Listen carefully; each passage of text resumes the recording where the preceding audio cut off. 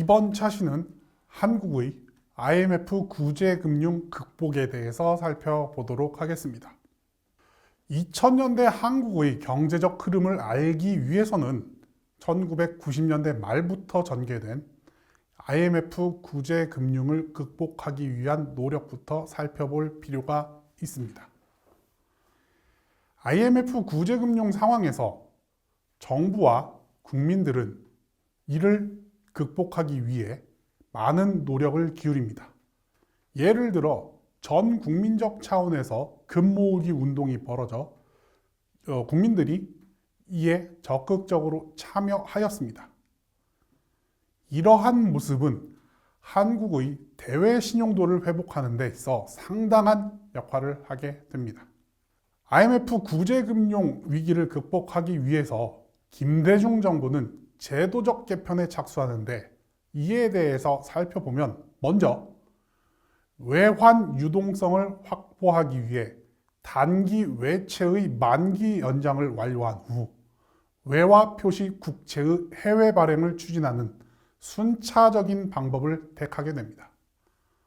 더불어 외환 보유고를 적절한 수준으로 유지하기 위해 한국은행의 금융기관에 대한 외화 지원을 엄격히 제한했고 금리를 단계적으로 인상시킵니다.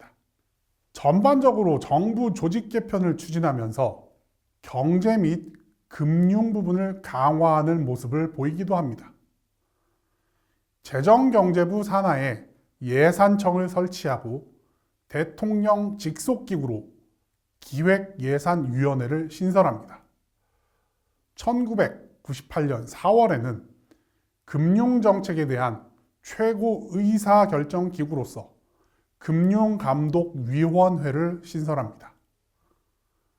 이와 함께 경제 분야의 관료 임명에는 정치적 고려보다는 전문성을 기반으로 인사를 단행하여 경제 위기 상황에서 대응성을 높이고자 노력하였습니다.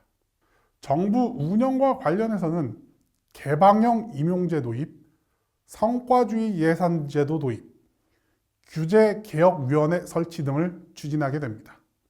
이러한 제도적 조치와 함께 한국 경제를 구조적으로 개편하기 위한 노력도 기울이게 됩니다. 경제구조 개혁은 크게 금융 부분, 기업 부분, 노동 부분, 공공 부분 4개의 분야로 나눌 수 있습니다. 구조개혁은 외환 위기 발생 이후 2000년 초까지를 1단계, 2000년 이후를 2단계로 나눌 수 있습니다. 1단계에서는 금융 및 기업의 문제점을 수정함과 동시에 구조조정을 위한 기본적인 여건을 갖추는 것에 중점을 뒀습니다.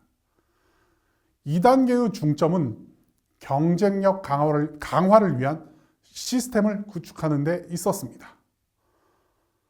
구조개혁의 4개의 분야에 대해서 살펴볼 텐데 먼저 금융 분야입니다.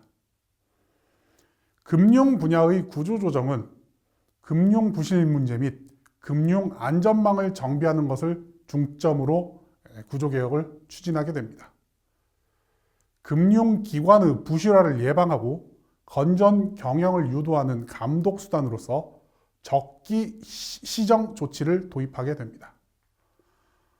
적기 시정 조치는 부실화 소지가 있는 금융기관에 대해 부실화가 커지기 전에 적절한 개선 조치를 취함으로써 조기에 경영을 정상화하고 경영 정상화가 어려운 기관은 조기에 퇴출시키는 제도입니다. 이와 함께 일정 규모 이상의 금융기관은 사회이사, 감사위원회, 준법감시인 제도를 도입하도록 의무화시킵니다. 부실 금융기관의 경우 퇴출, 합병, 해외 매각, 외자 유치, 증자 등을 통해 구조조정을 단행하게 됩니다. 2003년까지 전체 금융기관의 30%에 해당하는 600여 개 이상의 금융기관이 정리가 됩니다. 이러한 조치들을 통해 부실 채권이 크게 개선되는 모습을 보입니다. 1997년 43조 수준에서 1999년 66조로 증가한 후 2002년 부실 채권은 31조로 축소가 됩니다.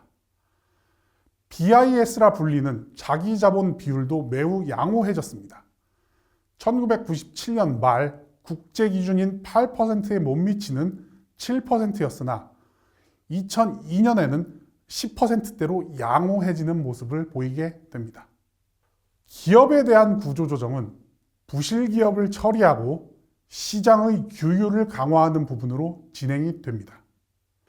기업 경영의 투명성 제고, 상호 채무 보증 해소, 부채 비율 200% 이내 재무 구조 개선, 핵심 주력 사업으로의 역량 집중, 지배 주주와 경영인의 책임성 강화와 같은 아젠다에 정부와 기업계가 합의하면서 기업에 대한 구조 조정이 시작되었습니다.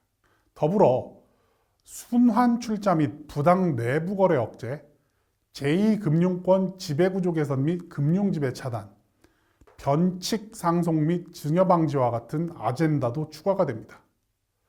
이들 아젠다는 기업 구조 개혁의 기본적 틀로서 작동하게 됩니다. 기업 부분의 구조 조정은 퇴출, 워크아웃이라 불리는 개선, 빅딜이라 불리는 대규모 사업 교환 등으로 나누어 진행이 됩니다.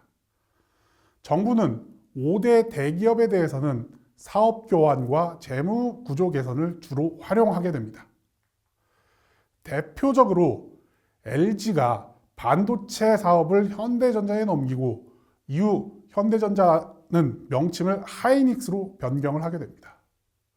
6대 및 64대 기업의 경우 기업 개선 작업과 자율적 구조 조정을 활용합니다. 더불어 기업 경영의 투명성 제고와 기업의 지배구조 개선을 촉진하기 위해 세계적 수준의 기업회계 기준 적용, 상장법인의 사회이사 선임, 의무화, 소액주주 권한 강화 등이 추진이 됩니다. 노동 분야는 1998년 노사정위원회가 출범하여 경제위기 극복을 위한 사회협약을 도출하면서 정리해고제와 파견근로제 도입에 합의를 하게 됩니다. 이후 노동조합의 정치활동 보장, 교원노조 허용 등의 노동계가 원했던 요구도 수용을 하게 됩니다. IMF 구제금융 상황에서 발생한 대량의 실업에 대응하기 위해 단기적으로 공공근로사업의 확충, 실업급여의 지급, 실직자 생활안정자금 대출 확대, 이러한 정책들도 이제 추진이 되게 됩니다. 장기 대책으로는 실업자 능력 개발, 취업 지원센터 설립, 고용보험 적용 범위 확대 등이 추진이 됩니다.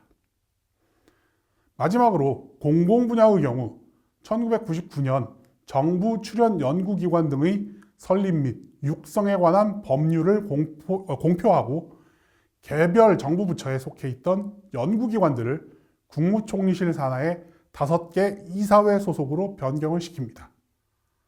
더불어 연구기관장 공모제 및 연구원 성과제 등도 도입을 하게 됩니다.